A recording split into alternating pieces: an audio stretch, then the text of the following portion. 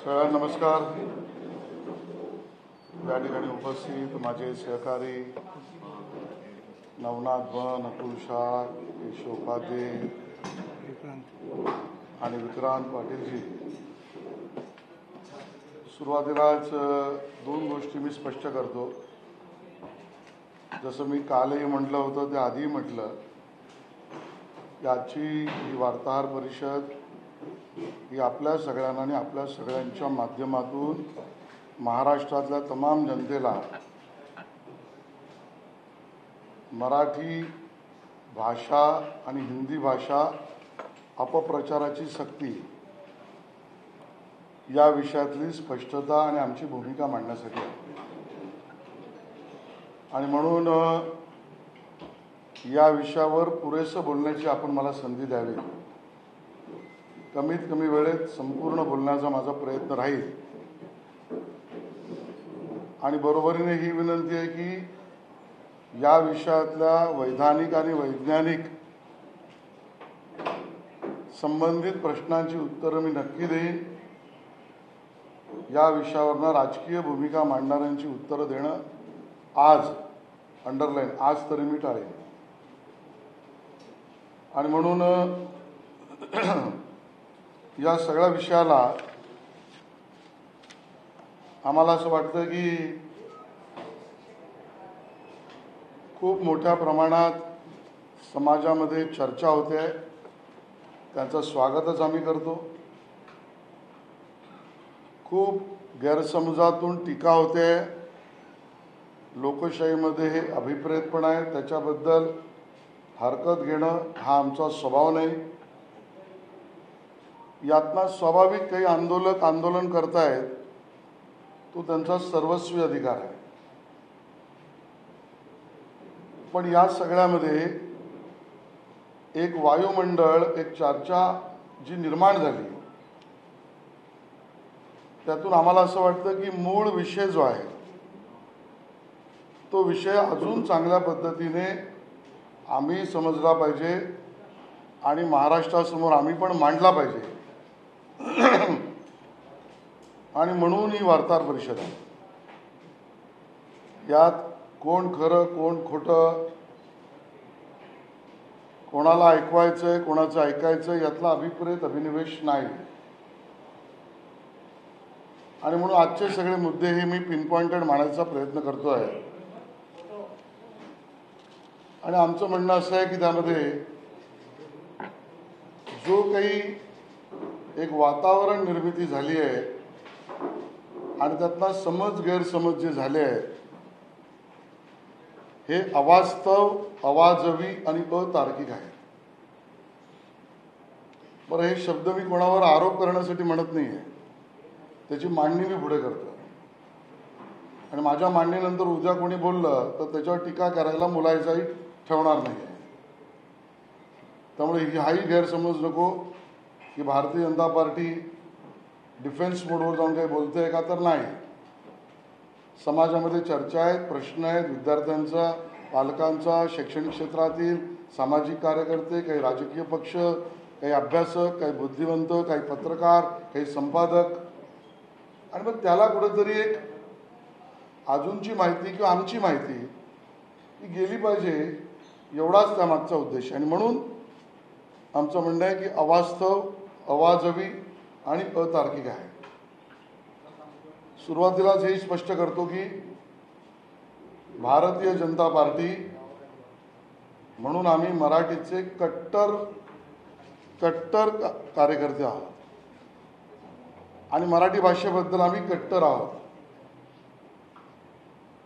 व बरोबरीने आम्ही विद्यार्थी हिताचे खंदे पुरस्कर्ते पण आहोत.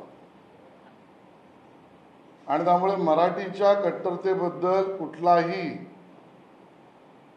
कुठलीही तडजोड आम्ही करायला तयार नाही आहोत. पण बरोबरीने विद्यार्थी हिताशी प्रतारणा करणं हे अयोग्य आम्हाला वाटतं. आणि म्हणून ज्या गोष्टी स्पष्ट करायच्या त्यामध्ये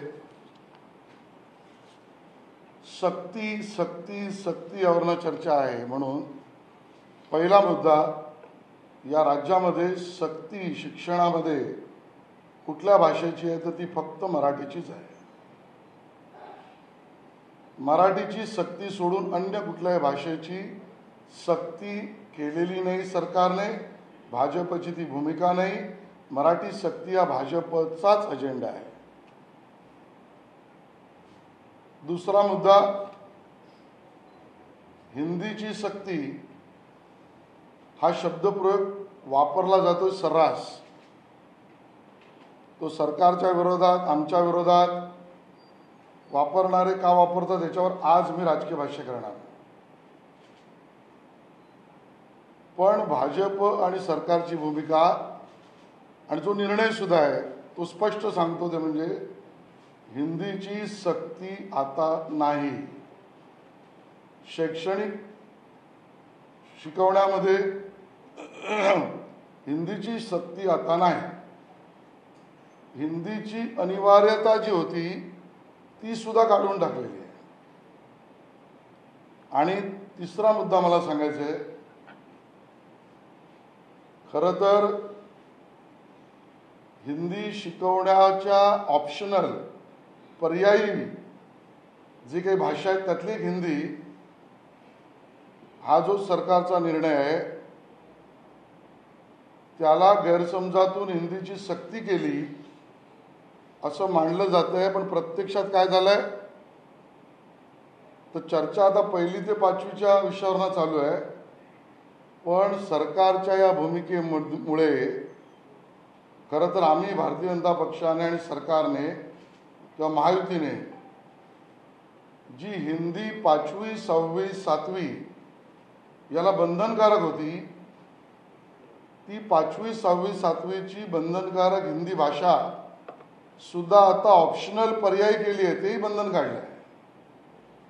हे आपण नीट समजून घ्या. म्हणजे 1ली ते 5वी अनिवार्यता काढली, सक्ती केली नाही. त्याऐवजी 5वी, 6वी, 7वी अगोदरच्या काळापासून विद्यार्थ्यांना हिंदी एक भाषा, तिसरी भाषा म्हणून जी बंधनकारक होती ती आता ऑप्शनल झाली, पर्यायी झाली. त्याचं पण बंधन निघालं आहे. जाणकारांनी याचा जरूर अभ्यास करावा. चौथा मुद्दा त्यामध्ये आहे, भाजपने हिंदी लादली असा कृपया करून गैरसमज करू नका, कारण तो सत्यावर आधारित नाही. याचं कारण 34 वर्षानंतर आलेलं राष्ट्रीय शैक्षणिक धोरण या मोदी सरकारचं प्रचंड मोठं यश आहे. आणि त्या राष्ट्रीय शैक्षणिक धोरणात, ज्याला आपण NEP म्हणतो, त्यामध्ये आम्हाला बंधनकारक तिसरी भाषा ती हिंदी करायचीच असती, तर आम्ही त्या शैक्षणिक धोरणामध्ये तिसरी भाषा प्रेफरेबली आवश्यकतेनुसार तिसरी भाषा असा उल्लेख केलाच नसता. तो आम्ही केला आहे. आणि त्यामुळे भाजपने लादली तर आम्ही तिथूनच लादली असती, असंही आम्ही केलेलं नाही. त्यामुळे त्यातही योग्य समज समाजासमोर जावा हा आमचा या प्रेसमधला वार्तेतून अपेक्षा आहे. 5वा मुद्दा असा आहे की मग राज्यामध्ये NEP मध्ये तिसरी भाषा हिंदी का ऑप्शनल पुढचा विषय आहे. हे नसताना राज्य सरकार आणि राज्यामध्ये ती का आली, तर त्याचं उत्तर सर्व कायदेशीर प्रक्रिया करून आली. म्हणजे काय झालं, म्हणजे शासन दरबारी 1 वर्ष या विषयावर संपूर्ण अभ्यास झाला. मी अधिकारिक स्तरावर असं म्हणतो. 2 भाषाशहा जवळजवळ 450 तज्ज्ञांनी याच्यावर अभ्यास केला. आणि मग 450 तज्ज्ञांच्या अभ्यासानंतर 3 एक सुकाणू समिती ज्यात शासकीय आणि तज्ज्ञ अशांच्या सुकाणू समितीमधला एक ड्राफ्ट प्रसिद्ध झाला। 4 जो ड्राफ्ट प्रसिद्ध झाला त्यावर सूचना आणि हरकती नागरिकांच्या राज्यभरातल्या मागवल्या गेल्या। आमचा एवढाच प्रयत्न आहे की एक तर सक्ती नाहीच, पण लादली हा शब्दही आमच्यावर अन्यायकारक आहे। याचं कारण यावर जनतेच्या सूचना हरकती झाल्या। अगदी प्रिसाइजली सांगायचं झालं तर, म्हणजे मराठीत ठोक पद्धतीने सांगायचं झालं तर 3800च्या वर नागरिक, तज्ज्ञ, बुद्धिमंत, प्रज्ञावंत, शिक्षक, शिक्षण क्षेत्र वगैरे या 3800 सूचना आल्या। त्याच्यावर सुकाणू समिती तज्ज्ञ बसले आणि तिसरी भाषा आवश्यक आहे आणि हिंदी तिसरी भाषा असावी हा या प्रक्रियेनंतर आलाय। गैरसमज नसावा की आम्ही लादलेली आहे आणि म्हणून आमचं म्हणणं आहे की जी काही चर्चा आणि विमर्श निघतोय तो अतार्किक आहे। यामध्ये खरं तर हिंदी आम्ही लादली, भाजपने लादली, या विषयातलंही सत्य समोर आलं पाहिजे म्हणून त्रिभाषा सूत्र, कारण काही लोकांना मी असं बोलताना पाहिलंय वर्तमानपत्रात सुद्धा, तिथे त्रिभाषेवर पण हल्ला करतात, त्यांचा तो अधिकार आहे। पण त्रिभाषा सूत्र माझ्याकडे डॉक्युमेंट आहे, 1968 साली आलंय। 1968 सालापासून या त्रिभाषा सूत्रांमध्ये मांडणी करताना माझ्याकडे आता ओरिजिनल इंग्लिश डॉक्युमेंट आहे म्हणून मी इंग्लिश वाचतोय। 3 language formula the state government should adopt and vigorously implement the 3 language formula, which includes the study of modern Indian language, preferably one of the southern language apart from Hindi and English in the Hindi speaking states, म्हणजे Hindi English ही Hindi speaking स्टेटमध्ये आणि तिसरी भाषा, and Hindi along with regional language and English in non Hindi speaking states, म्हणजे non Hindi speaking स्टेटमध्ये सुद्धा Hindi adopt करा, implement करा। हे 1968 सालाचं डॉक्युमेंट मी त्या ठिकाणी वाचतोय आणि त्यामुळे तोही समज नसावा की आम्हाला वाटलं आणि आम्ही आणलं, राजकीय उत्तर उद्या देईन, पण आम्ही कुठला तरी गायपट्टा आणि काहीतरी आणतो। थोडा अभ्यास केला तर सत्य आपल्या सगळ्यांनाच आणि महाराष्ट्राला आपण सगळेच मिळून अवगत करू शकतो। त्या आधीचा माझ्याकडे शिक्षण आयोग आहे चा अहवाल आहे 1964 आणि 66चा। आता त्रिभाषा आणि हिंदी या विषयामध्ये 1964 ते 66 शैक्षणिक आयोग याचं मराठीकरणाची कॉपी मला मिळवली। तेवढा एक पॅरा फक्त मी वाचतो। ज्यादा भाषा शिकताना तत्संबंधी हेतू, गरजा आणि राष्ट्रीय उद्दिष्टे ही नजरेसमोर असली पाहिजे। राष्ट्रीय आणि सामाजिक एकात्मतेचे साधन 1964ला म्हटलंय, राष्ट्रीय आणि सामाजिक एकात्मतेचे साधन म्हणून हिंदी आणि इंग्रजी याचा उपयोग होतो, पण इंग्रजीचे महत्त्व ग्रंथालयीन भाषा म्हणून अधिक आहे। बहुसंख्य विद्यार्थ्यांना या भाषांचे काम चलाऊ ज्ञान पुरेसे होईल। इंग्रजी शिकवण्यासाठी आधुनिक परिणामकारक पद्धतीचा अवलंब केला पाहिजे। शिक्षण मंत्रालयाने तेव्हा नेमलेल्या अभ्यास गटाने केलेल्या सूचना महत्त्वाच्या आहेत. काय सूचना? आम जनतेमध्ये दुवा जोडणारी भाषा म्हणून प्रत्येकाला हिंदी भाषा आली पाहिजे. आता हा शिक्षण मंत्रालयाने 64 साली नेमलेल्या अभ्यास गटाचं फाइंडिंग या आयोगाच्या अहवालात आहे. आम जनतेमध्ये दुवा जोडणारी भाषा म्हणून प्रत्येकाला हिंदी भाषा आली पाहिजे. केंद्रीय व राज्य शासनात नोकरी करणाऱ्यांनी हिंदीमध्ये वरिष्ठ दर्जाचे प्रावीण्य मिळवले पाहिजे. हिंदी अधिकृत भाषा म्हणून कामकाजात आणल्यानं तिच्या अभ्यासाला चांगली चालना मिळेल. पुढे मर्यादा येईल. त्यामुळे हाही समज चुकीचा ठरतो आणि म्हणून आमचं म्हणणं आहे की ही अवास्तव आणि अवाजव आणि अतार्किक चर्चा आहे. त्यातली स्पष्टता आणणं आवश्यक आहे. 7वा मुद्दा त्यातला महत्त्वाचा आहे की नेमकं आज त्रिभाषेला काही लोक विरोध करत आहेत. सर्वस्वी त्यांचा अधिकार आहे. काही लोक टीका करत आहेत, लोकशाहीत अभिप्रेत आहे. पण तिसरी भाषा राज्य सरकारने जे धोरण स्वीकारलं ते कसं स्वीकारलं ते मी अभ्यासांती सांगितलं. ओरिजिनेट कुठून झालं ते सांगितलं. पण वादापुरता प्रतिवादापुरता धरू की आपल्या राज्याने द्विभाषाच सूत्र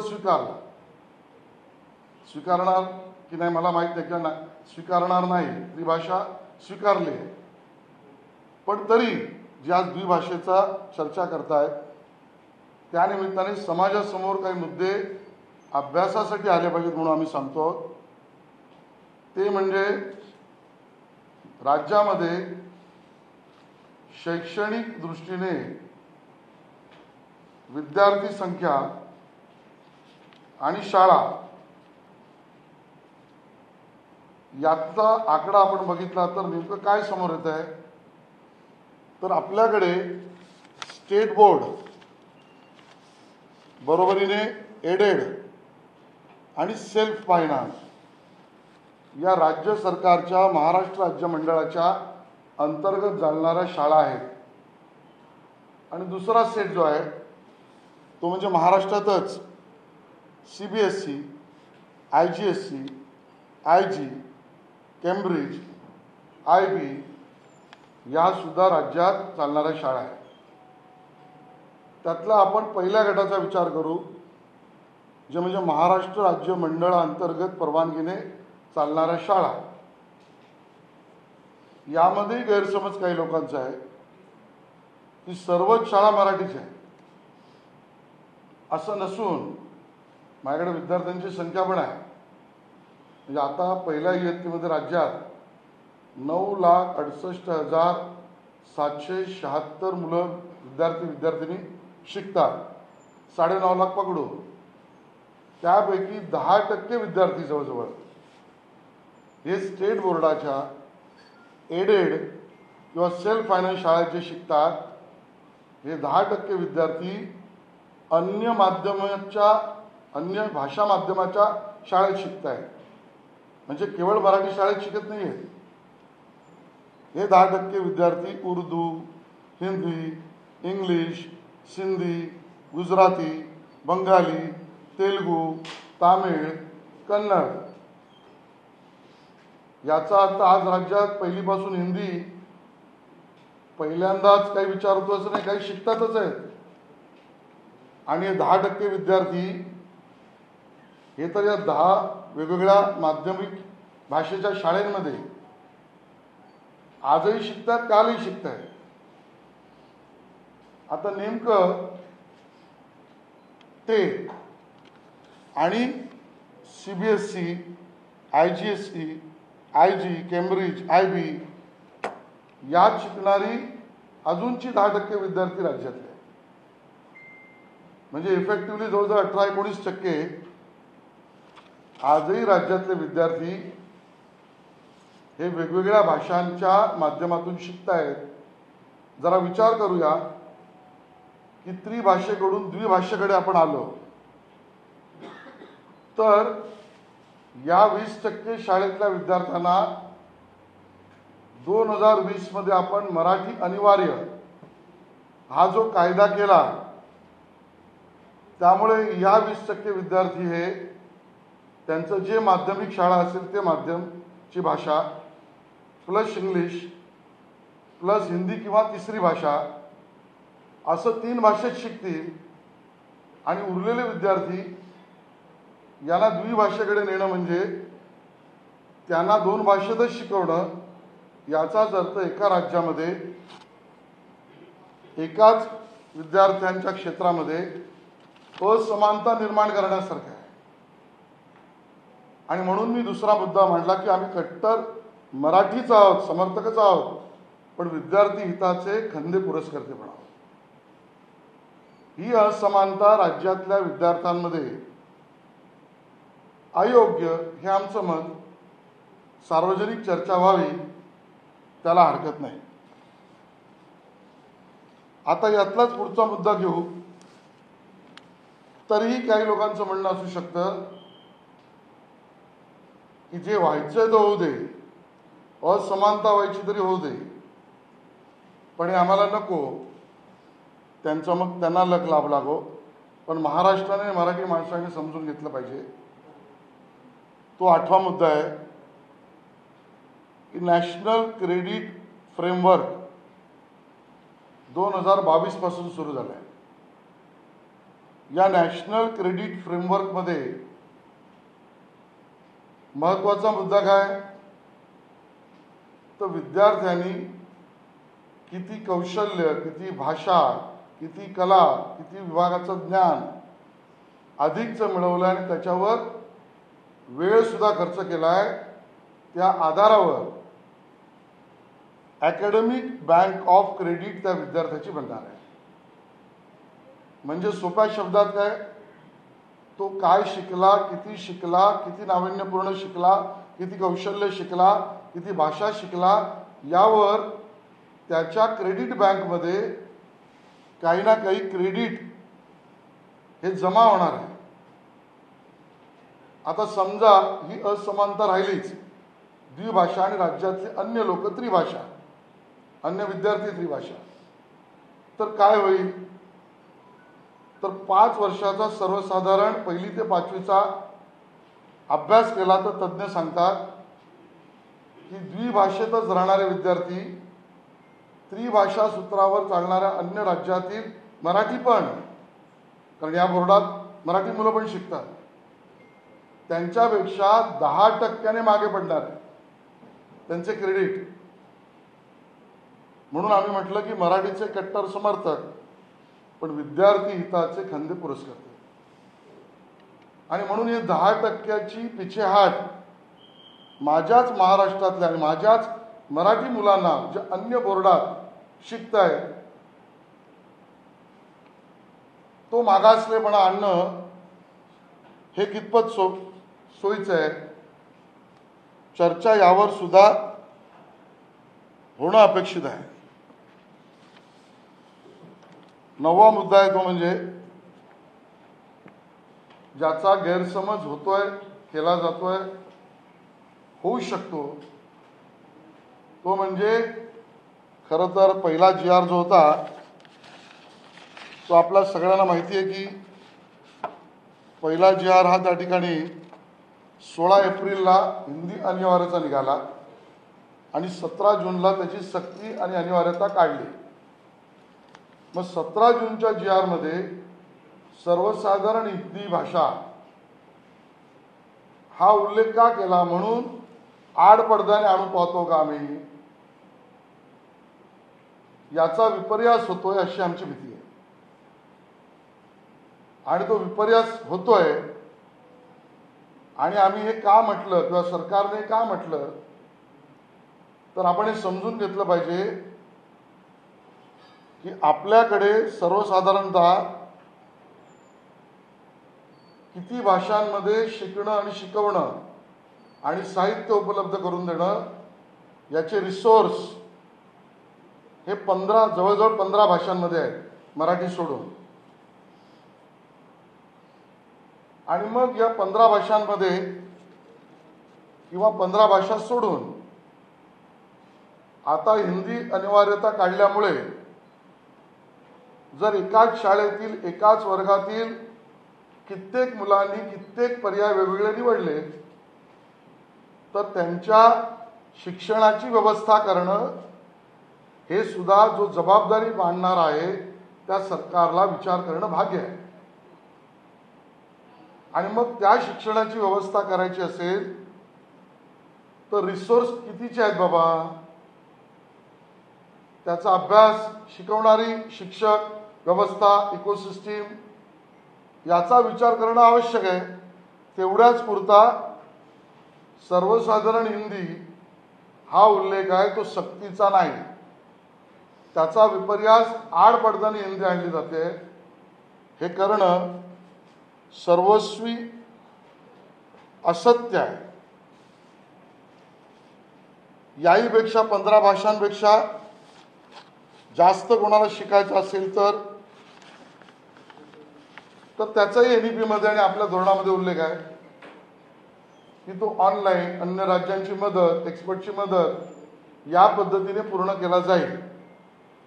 त्यामुळे विद्यार्थी वाऱ्यावर सोडण्याची भूमिका नाही. अजून एक मुद्दा आहे जो विद्यार्थी हिताच्या दृष्टीने, कारण मराठी अनिवार्य केलीच आहे, मराठीसाठी आपण कट्टर आहोतच, पण पर्याय म्हणून हिंदी सुद्धा नाही, पर्याय म्हणून अन्य भाषा सुद्धा नकोच आणि पर्याय म्हणून हिंदी पण नकोच असा टोकाचा अट्टहास केला तर जसं मी राज्यातल्या अन्य विद्यार्थ्यांशी असमानता हा मुद्दा मांडला तसाच माझा 10वा मुद्दा आहे, अन्य राज्यातल्या विद्यार्थ्यांशी आपली असमानता होणार आहे. ज्या 25 राज्यांनी त्रिभाषा सूत्री स्वीकारल्या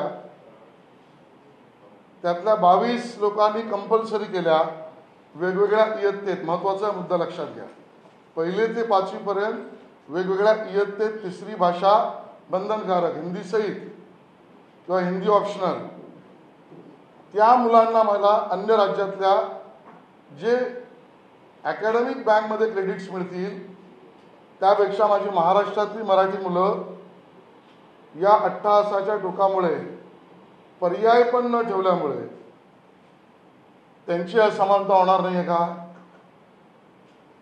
कारण कित्येक परीक्षा आता त्या मातृभाषेत होऊ लागल्यात, 22 भाषेत होत आहेत, पण प्राथमिक केंद्रीय स्तरावरच्या या इंग्रजी, हिंदी आणि आता 22 भाषांमध्ये होतात. त्या आपण जर परीक्षा बघितल्या 27 परीक्षा आहेत, मी सगळ्या वाचत नाही, तर तिथे अन्य राज्यातील विद्यार्थ्यांना मिळणारे क्रेडिट पॉईंट्स त्यातनं ते पुढे जाणं किंवा त्यांना तोंडी किंवा लेखी वेगवेगळ्या इयत्तेत हिंदी भाषा किंवा तिसरी भाषा जी कुठली त्या राज्याची असेल ते येण्यामुळे मिळणारा ॲडव्हान्टेज हे माझ्या विद्यार्थ्यांना नको अशी भूमिका घेणं, यावर चर्चा व्हावी अशी आमची अपेक्षा आहे. आणि शेवटचा मुद्दा, या सगळ्या गोष्टी बघितल्यावर, हे 11 मुद्दे मांडल्यावर विषय आता एवढाच राहतो की मराठी अनिवार्य असताना तिसरी भाषा राज्य सरकारने त्रिभाषा सूत्र स्वीकारल्यानंतर कुठली भाषा घ्यायची त्या विद्यार्थ्यांच्या इच्छेनुसार आणि ते 1ली ते 5वी मध्ये कुठल्या इयत्तेत घ्यायची एवढाच स्कोप आहे. 1लीत घ्यायची का 2रीत घ्यायची का 3रीत घ्यायची का 4थीत घ्यायची का 5वीत घ्यायची. कारण 5वी पासून ते हिंदी बंधनकारक होतीच, ते मी सुरुवातीलाच म्हटलं की ऑप्शनल आम्ही केलीच. आणि म्हणून या एवढ्या स्कोप आणि एवढ्या फॅक्च्युअल करेक्शन, एवढ्या वैधानिक स्पष्टता, इतक्या वैज्ञानिक स्पष्टतेमध्ये या गोष्टी मांडल्या पाहिजेत. आणि त्यामुळे पुन्हा एकदा शेवटला आम्ही मराठीचे कट्टर आहोत, पण बरोबरीने विद्यार्थी हिताचे पुरस्कर्ते आहोत. राज्यातील विद्यार्थ्यांमधील असमानता नको. अन्य राज्यातील विद्यार्थ्यांना माझ्या महाराष्ट्रातल्या मराठी मुलांपेक्षा स्पर्धेमध्ये मागासलेपणा नको. अकॅडमिक बँक ऑफ क्रेडिटमध्ये उद्या माझ्या विद्यार्थ्यांचं नुकसान नको.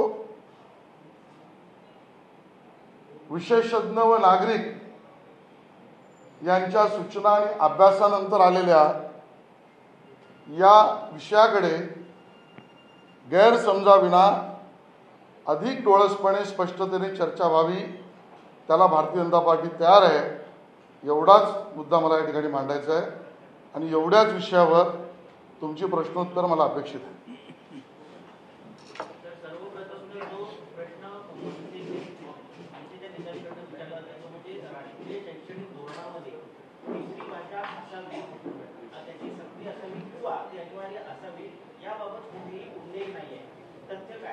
उत्तर दिलंच मी म्हटलं त्याच वेळेला आम्ही आणले असते, तिसरी भाषा आणायची असते. राज ठाकरेंनी एक आक्षेप घेतला होता, ते म्हणते की जर गुजरातमध्ये हिंदी भाषा नसेल तर महाराष्ट्रात तुम्ही हिंदी भाषा का घेऊन येता? तर गुजरात या राज्याला हिंदी भाषा आवश्यक वाटत. बघा, राजकीय प्रश्नांना उत्तर आज मी देणार नाही. त्यामुळे कोण बोललं काय बोललं यापेक्षा त्या विषयाचा गैरसमज नको म्हणून गुजरातमध्ये त्रिभाषा सूत्री आहे, त्यांनी तिसरी भाषा संस्कृत ठरवली. त्या राज्याने ठरवण्याचा मुद्दा आहे की त्यांना त्यांच्या विद्यार्थ्यांना काय दिलं पाहिजे, कुठलं सोयीचं आहे, रिसोर्सेस काय आहे आणि स्पर्धेमध्ये पुढे न्यायला उपयोगी काय आहे. तोही विचार आमच्याकडे म्हणजे या राज्य सरकारने विशेषज्ञ 1 वर्षाचा अभ्यास 450 तज्ज्ञ नागरिक सूचना हरकती त्यानंतर केलेला आहे. हिंदी भाषा अनिवार्य आहे की नाही?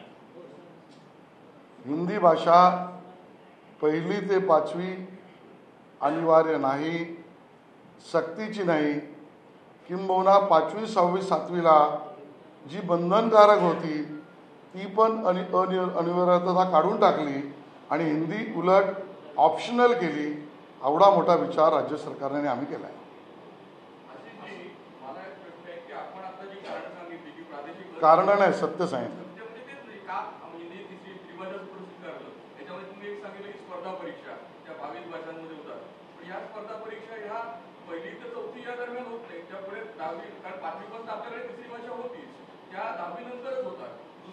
प्रादेशिक असमानता विषय सांगितला, त्याच्यामध्ये सुद्धा 1ली ते 4थीच्या मुलांची प्रादेशिक असमानता होते. 5वीपासून ते सगळे समानतावर येतातच, कारण सीबीएसई आणि बाकी सगळे विषय आपण सगळे ऍक्सेप्ट केलेले 10वीच्या पातळीवर येऊन जातात. तर हे नेमकं कुठलं कारण घडलं की 1लीच्या मुलांना आपण ऍपच्या माध्यमातून म्हणजे जिथे 20पेक्षा कमी शिक्षक असतील अशा माध्यमातून तिसरी भाषा शिकवावीच, कारण तिसरी भाषा हिंदीच्या व्यतिरिक्त फारच कमी अवेलेबल असणार किंवा अन्य दुसरी भाषा असेल. तर ही कारण नेमकं काय आहे की तिसरी भाषा ऍक्सेप्ट करावी पहिली? पहिलं तर पत्रकारांनाही माझी विनंती आहे नम्रतेने, तुम्ही तुमच्या या विषयाकडे अधिक वैज्ञानिक आणि वैधानिकतेने बघताच, पण अजून बघा. उशिरा आल्यानंतर अन्य मित्रांना ह्याचं उत्तर मी दिलं काय नाही हे विचारा, तरी उत्तर पुन्हा देतो.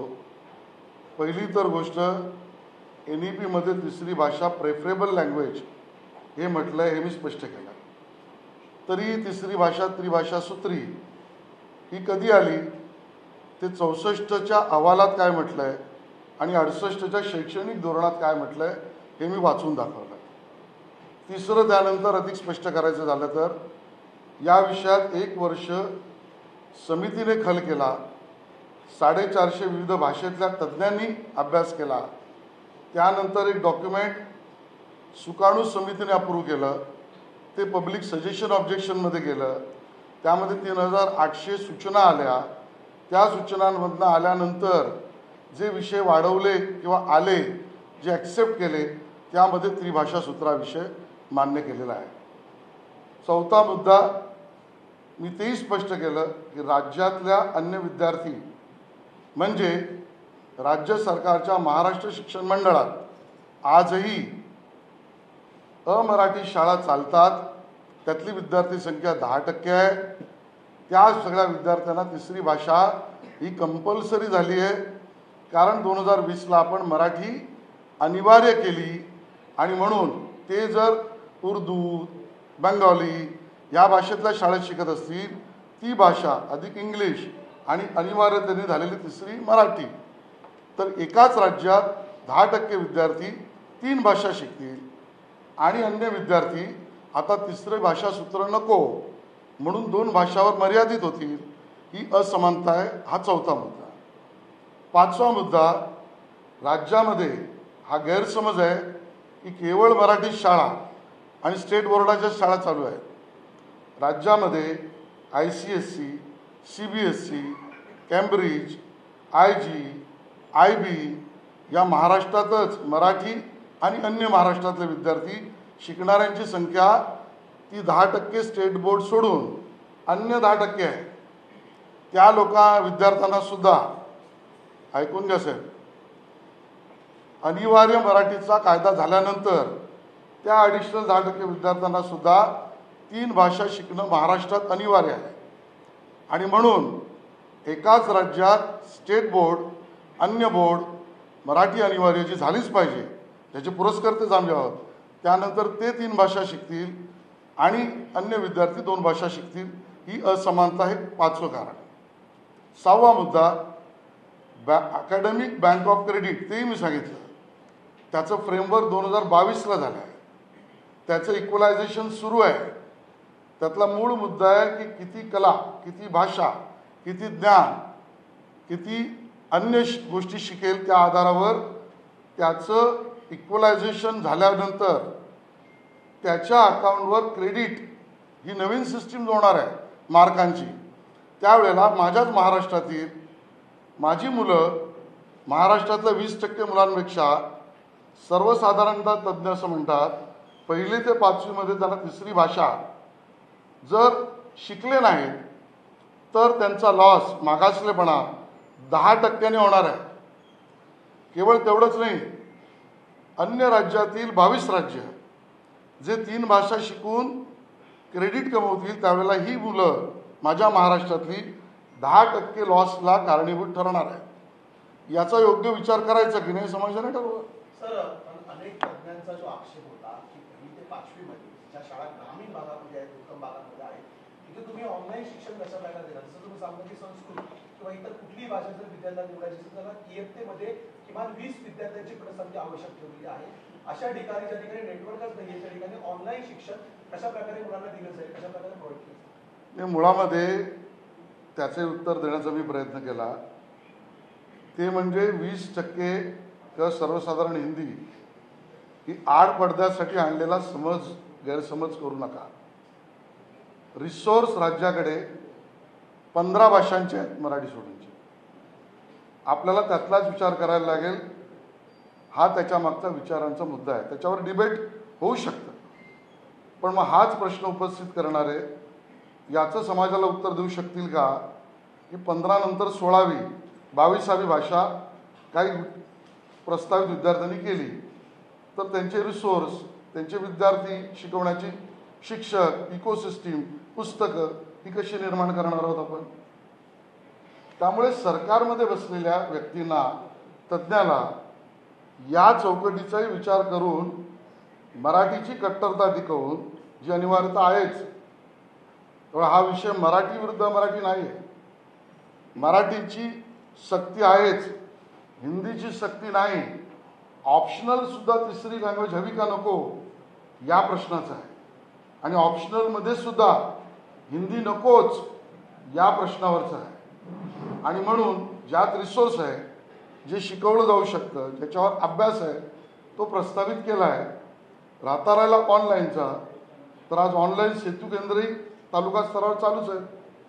त्यासाठीची अधिकची आवश्यकता राज्य सरकार विचार करेल. आज मुख्यमंत्र्यांनी जी बैठक बोलवली आहे या संदर्भात तुम्हाला वाटतं की काही विशेष तोडगा काढला येऊ शकतो यामध्ये? बघा, मुख्यमंत्री महोदय राज्याचे प्रमुख आहेत.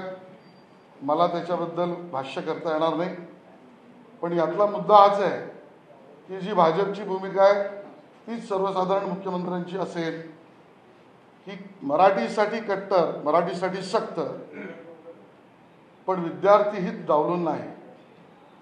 आणि सेम स्कोप, इलास्टिक ज्याला आपण म्हणू, लवचिकता एवढीच मला तरी दिसते, ती म्हणजे तिसरी भाषा पहिली, दुसरी, तिसरी, चौथी, पाचवी कधी करायची एवढ्याचीच लवचिकता दिसते. मला माहिती आहे मुख्यमंत्री महोदयांकडे काय चर्चा होईल, पण भाजपची भूमिका आणि त्याच्या पलीकडे मुख्यमंत्री जी घेतील ती आमची भूमिका. आज विधानभवनामध्ये एक प्रश्न असा आहे की गुजरातने समजा संस्कृत लागू केलं तर भाजपची जी भूमिका आहे त्याच्या जवळ असणारी ही भूमिका गुजरातची मांडतो. दुसरा मुद्दा आणि अत्यंत महत्वाचा आहे, तुम्ही आम्ही मराठी आहोत आणि आपण काय दुसऱ्या भाषेचा द्वेष करत नाही, आपण हिंदी शिकलो लहानपणापासून. प्रश्न असा आहे की मुंबई, नागपूर, संभाजीनगर, कोकणचा कुठलाही बांधा असेल किंवा तिकडे गडचिरोलीमध्ये असेल, उत्तर भारतीयांची संख्या ही अत्यंत मोठ्या प्रमाणात वाढते हे तुम्ही आम्ही मान्य करतो.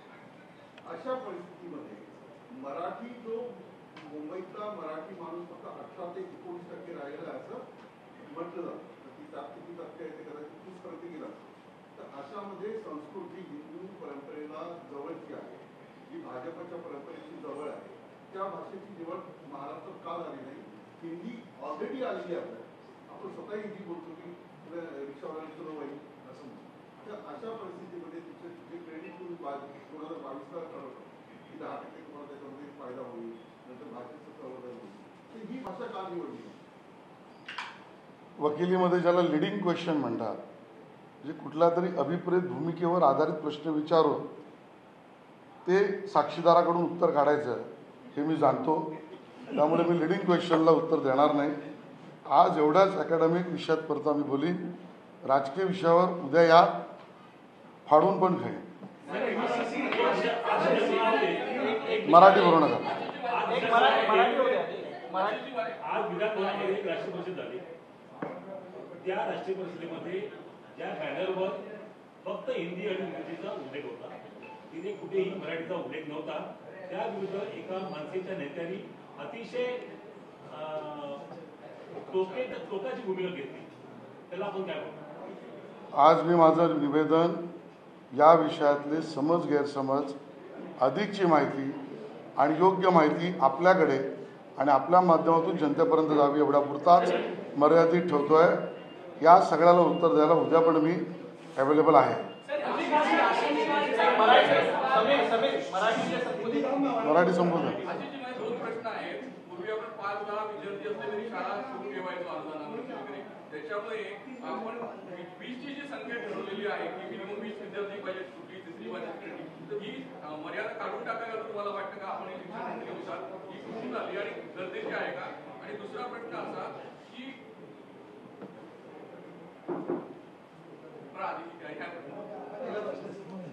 कळला, पहिला प्रश्न कळला मला, दुसरा विचार. आज जो गव्हर्नमेंटचा निर्णय, ज्याला आपण शासकीय रिझॉल्युशन म्हणजे निर्णय म्हणतो, त्यापेक्षा वेगळी आमची भूमिका नाही. त्यापेक्षा वेगळी कुठल्याही अट काढण्याची असेल तर त्याचा सर्वाधिकार मुख्यमंत्र्यांकडे आहे आणि तो सर्वंकष विचार करतील, त्यामुळे तो त्यांच्या स्तरावर होईल. आज तरी माझा जनहितार्थ, विद्यार्थी हितार्थ, पालक हितार्थ आणि मराठी हितार्थ आणि मराठी कट्टरतेसाठी जे मुद्दे मांडतोय ते अवास्तव, अवाजवी, अतार्किक चर्चा नको एवढा पुरताच मर्यादित आहे. मराठी सक्तीची लागू केली, त्याच्यामुळे त्रिभाषा सूत्र हे 10% अन्य माध्यमांच्या शाळेची 20%. तर त्यामुळे आपण मराठी सक्तीची केल्यामुळे ही तिसरी भाषा मराठी माध्यमांच्या मुलांना सक्तीची झाली असं वाटतंय का? मला असं वाटतं की कोणाला काय वाटतं याच्यावर जो तो इंटरप्रिट करायला फ्री आहे. मराठी भाषेच्या विषयात सुद्धा मला या ठिकाणी सांगायचं आहे की शिक्षणामध्ये 1ली ते 4थी तिसरी भाषा मराठी म्हणून 2009ला आपण आणली, 2012ला 8वीपर्यंत नेली, 2020ला 10वीपर्यंत आत्ता नेली, 2022ला 2020पासून 3 भाषा सूत्र ही चर्चा वादापुरता बाजूला ठेवून 20% विद्यार्थी शिकतायत, शिकवले पाहिजेत, शिकले जातील किंवा शिकण्याचा आग्रह, वेगवेगळ्या टप्प्यात काही शाळा आहेत म्हणून मी 4ही गोष्टी मांडल्या. हे आहेच, एवढंच सत्य मला समोर आणायचं. नाही, आशिषजी, 20% जर मुलं जर 3 भाषा शिकत असतील तर ते 80% मुलांना जे ऑलरेडी 2 भाषा शिकत आहेत ते केवळ 20%साठी 80% मुलांनी 3 भाषा शिकाव्याच का? तुमच्या मताला तुम्ही मांडायला स्वतंत्र आहात. मी याचंही उत्तर दिलं. 2022मध्ये क्रेडिट फ्रेमवर्क जे झालं त्यामध्ये प्रत्येक विद्यार्थी किती भाषा, किती कला, किती कौशल्य शिकतो त्याच्यावर त्याच्या अकाउंटवर काही मार्क्स पॉईंट्स जमा होणार आहे. ते जर द्विभाषेवर गेले, आपण वादापुरता गेलो तर 1ली ते 5वी द्विभाषावर राहिलो तर 10% मार्क आपल्या विद्यार्थ्यांचे कमी होणार आहे. या मुद्द्याचा विचार सुज्ञ लोक करतील. आम्ही तो केला आहे. त्यात विद्यार्थी हित आहे की नाही ते मराठी मुलांचंही आहे याचाही विचार केला आहे. एवढंच सत्य मला सांगू नका. सर, पण यामध्ये एक जो तज्ञ आक्षेप उपस्थित करतात की सांगता की 20% विद्यार्थी तुम्ही 80% विद्यार्थी साधारणतः 10% त्या 20-80 वर जाऊ नका. मागे पडतो. समानता असमानतेवर जा. नाही तर सगळी चर्चा टक्केवारीवर जाईल. असमानता आणि समानता एकाच परिवारातील तुम्ही समजून घ्या. एक विद्यार्थी त्याला जर IGSC CBSE बोर्डात टाकलं पालकांनी आणि दुसरा मुंबईत महापालिका किंवा अन्य ठिकाणी जिल्हा परिषद आहे स्टेट बोर्डाच्या टाकला तरी तफावत एका घरात किती टक्क्याची येणार आहे? इक्वल येणार आहे. ती 20-80 नाही राहणार आहे. त्याच्या लॉस या अकाउंट ऑफ बँक क्रेडिटमध्ये किती टक्क्याने होणार आहे? तो 10% होणार आहे. आणि मुळात विषय मराठीचा आहे तर मराठी सक्तीची केलीच आहे की. विषय हिंदी सक्ती नसण्याचा आहे तर हिंदीची सक्ती काढलीच आहे की. मग आता चर्चा कुठे आहे? पर्याय म्हणून सुद्धा हिंदी नको यावरची आहे. त्याच्यावरची उत्तर मी दिली. हा, माझा प्रश्न तोच होता, कारण तुम्ही जर त्या प्रकारे म्हटला की ऑनलाईन शिक्षणाची तुम्ही व्यवस्था करत आहात, मात्र 20 पेक्षा कमी पटसंख्या असेल तर त्याला ऑनलाईन इतर भाषाही शिकावी लागणार आहे. नंतर हिंदीच तो विषय ते शिकवला जाईल. तर हिंदीच्या ऐवजी तिसरी भाषा म्हणून, पर्यायी भाषा म्हणून संस्कृत भाषा किंवा अन्य भाषा आपल्या महाराष्ट्रात घेता येणार नाही का? हिंदीच का असावी? कारण बरेच तज्ञ आक्षेप हाच घेतात की जर मुळात तुमचा प्रश्न हिंदी बंधनकारक आहे असं समजून तुम्ही विचारता. ऑप्शनल आहेच की. त्या 15 भाषांचे रिसोर्स आहेतच की मी म्हटलं. त्यामुळे तुमच्या पटलावरून पहिलं हे काढा आणि तुमच्या पटलावरून निघत नाही म्हणून आपल्या माध्यमातून दुर्दैवाने लोकांच्याही पटलावर तेच जात आहे. हिंदी बंधनकारक केवळ 5वी नाही, 5वी 6वी 7वीला बंधनकारक होती तीही काढली आणि त्यामुळे सक्ती नाहीच आहे. मग 15 भाषांचे ऑप्शन आहेच. ते सोडून अन्य भाषांचा मांडणी करणारे त्यांची सूचना स्वागत तयार आहे. त्याबरोबर त्यांनी हेही सांगावं की ते रिसोर्स आणि व्यवस्था कशा उभ्या करणार आहे. हे जे सातत्याने आरोप होत आहे की हिंदी आणून अशा प्रकारे मराठीला मारलं जातंय जरी सक्ती असली तरी, कशामुळे? सक्ती नाहीच हो. सक्ती नाही हे तुम्हालाही माहित आहे. तसा निर्णयही तुम्ही काढलेला आहे. मात्र तरी जे आरोप सातत्याने होत आहेत ते काय राजकीय आरोप तुम्हाला वाटतात? त्यामुळे ही चर्चा आज तरी आरोप करणाऱ्यांच्या आरोपाचं स्वागत करून त्याच्या मागे मराठीचा कट्टरता भाव आहे तो आमचाही आहे.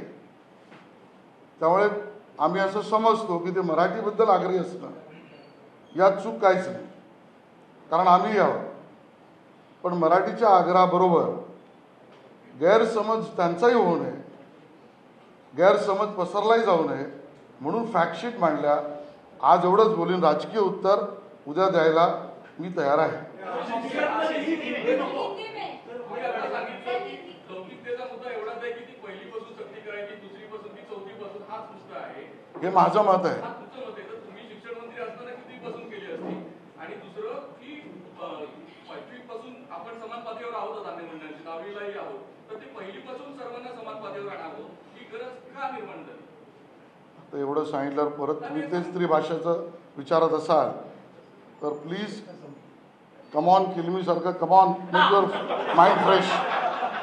Come on make your mind fresh. परत मराठीत सांगतो. चला या तुमचं डोकं आणि आपली बुद्धिमत्ता स्वच्छ करूया. एवढंच मी म्हणेन.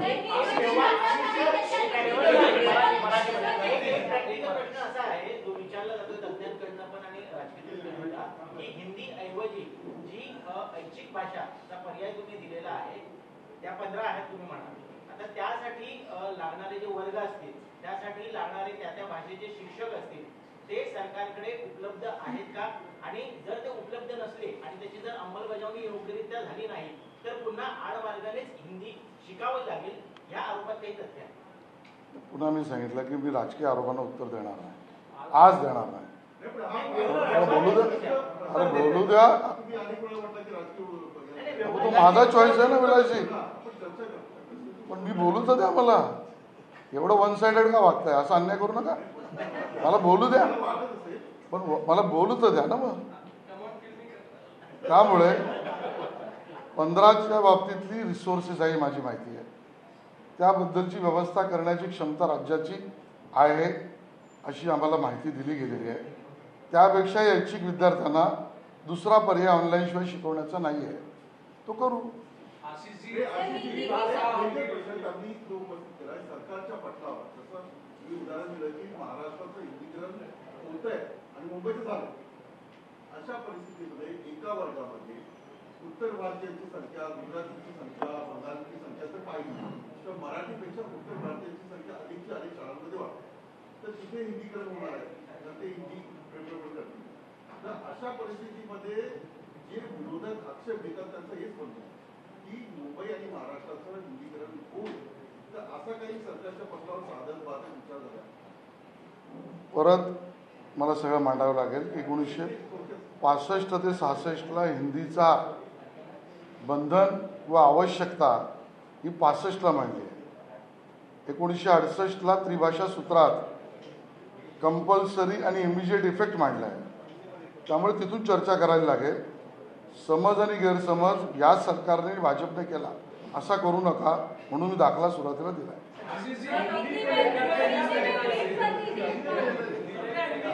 इतना लंबा मैं रख नहीं पाऊंगा.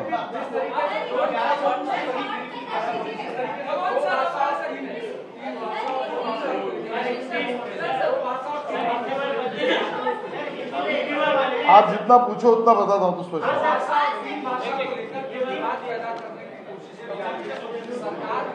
जरा प्लीज. पिछले दरवाजे से हिंदी लाने की कोशिश कर रही है, इसको कैसे देखते हैं? और 2 भाषा क्या नेशनल शैक्षणिक नीति में ये 3 भाषा का उल्लेख है या सिर्फ 2 भाषा का उल्लेख?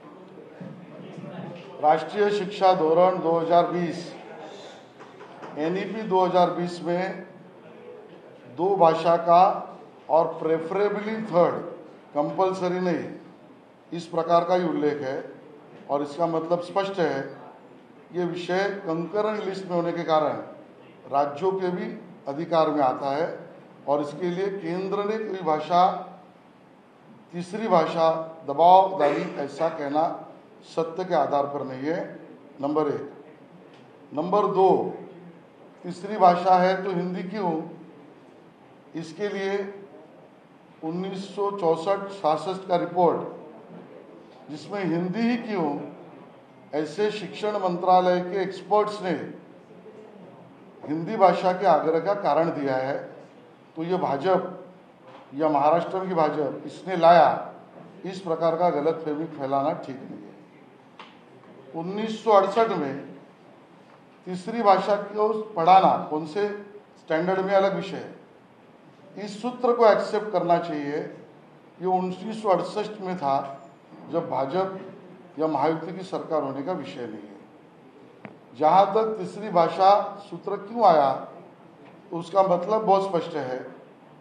1 साल इसके ऊपर चर्चा विमर्श, 450 एक्सपर्ट्स अलग अलग भाषाओं के, उनका अभ्यास, उसके बाद सुकाणु समिति का रिपोर्ट, उस रिपोर्ट को पब्लिक सजेशन ऑब्जेक्शन यानी आड़ मार्ग से जबरन नहीं, वो उसमें 3800 सूचनाएं, उस आधार पर एक्सपर्ट ने तीसरी भाषा करना चाहिए पहले से इस मत पे आए हैं.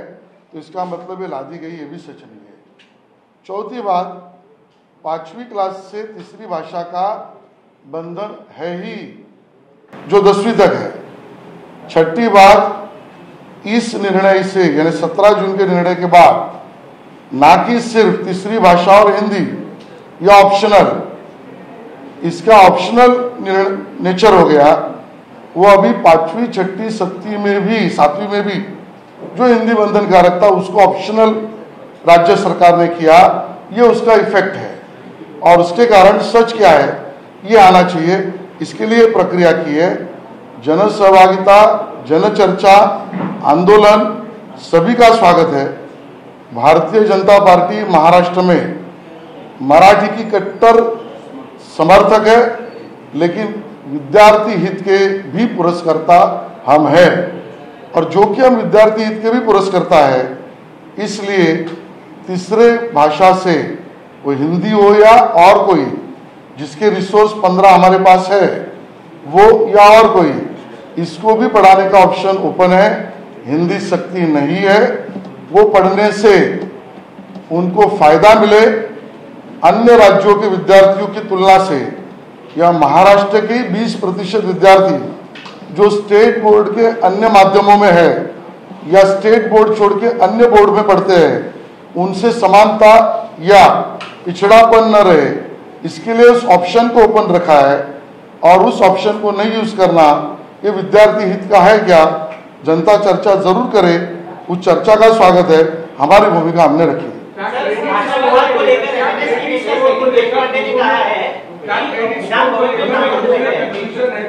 क्या आधी अधूरी बात लोगों के बीच बताई जा रही है अपोजिशन के जरिए, ताकि सरकार को के फैसले को कंफ्यूजन की निगाह से देखा जाए कि किस तरीके से क्रेडिट। मैं तो इतना ही कहूंगा कि जिस प्रकार का समझ और भूमिकाएं लोगों के पास जाने की संभावना है, वो अवास्तव, अवाजवी, अतार्किक है। सच, सत्य और हमारी भूमिका क्या है वो रखने का हमारा प्रयास है, और उसको लेकर जनता निर्णय करे, हम जनता तक जाएंगे। जब आप बात कर रहे हैं तो वो जो इंफ्रास्ट्रक्चर, खासकर रोजगार, शिक्षकों की उपलब्धता की बात है, अब हिंदी हो या कल कोई संस्कृत की बात करें, तमिल की बात करें, दूसरी भाषा की बात करें, क्या इंफ्रास्ट्रक्चर आपके पास पूरी तरह से मौजूद है? पहले तो ये आप क्लियर कर लीजिए कि आज भी राज्य में स्टेट बोर्ड के चलाने वाली, मैंने वो भाषाएं भी पढ़ी कि करीब करीब उर्दू, हिंदी, इंग्लिश, हिंदी, गुजराती, बंगाली, तेलुगु, तमिल और कन्नड़, इतनी भाषाएं की स्कूल चलती है। वो स्टेट बोर्ड की चलती है, एडेड की चलती है, सेल्फ फाइनेंस की चलती है, और ये छोड़ के CBSE, ICSE, कैम्ब्रिज, IB इसकी भी चलती है। तो व्यवस्था है, इसके लिए तो चल रही है। सवाल ये है कि अगर ये जो कहा जा रहा है कि पहले से ही मराठी भाषा में जो विद्यार्थी सीखते थे या जो पढ़संख्या थी हुआ करती थी, PMC की बात कर लेते हैं, वो लगातार घटती रही है। ऐसे में हिंदी को लाना जाना, बार बार ही कहा जा रहा है, उससे मराठी भी खत्म हो जाएगी। ये जो बार बार कहा जा रहा है, क्या ऐसा हो सकता है? आरोपों को राजकीय उत्तर में कर दूंगा, आज मैं प्लेनली एकेडमिक बात करूंगा। मराठी की शक्ति है, मराठी सीखना अनिवार्य है। राज्य के महाराष्ट्र में अन्य बोर्ड की स्कूलों को भी अनिवार्य है, और यही हमारा भाजपा का आग्रह का मुद्दा है। मराठी के हम समर्थक हैं। हिंदी की कोई शक्ति ही नहीं है तो इसके कारण लादने का विषय नहीं है। हिंदी एक ऑप्शनल भाषा भी नहीं होनी चाहिए। ये जिनको लगता है वो अपनी बात कह रहे हैं, उनको इतना ही कह रहे हैं कि भाई अन्य 15 भाषा के रिसोर्स है और भाषा के लिए रिसोर्स पैदा करेंगे। सर, इस भाषा विवाद पर एमएनएस के नेता ने एक विवादास्पद बयान किया।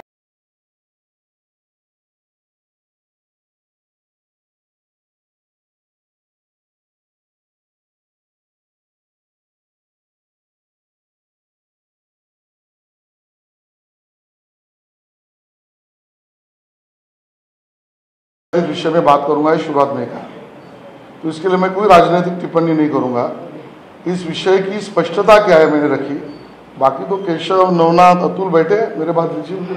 आशीष जी, एक सवाल ये है कि जिस तरीके से लोगों के दुकानों पर जाके धमकाया जा रहा है, जिस तरीके से स्कूलों के भीतर घुस करके प्राध्यापकों को धमकाया जा रहा है, इसको कितना जायज मानते हैं? देखिए, आज मैं इसकी आवश्यकता क्या इतने पे बात करूंगा, इससे अलावा मेरे को कोई भी न्यूज़ देनी नहीं है।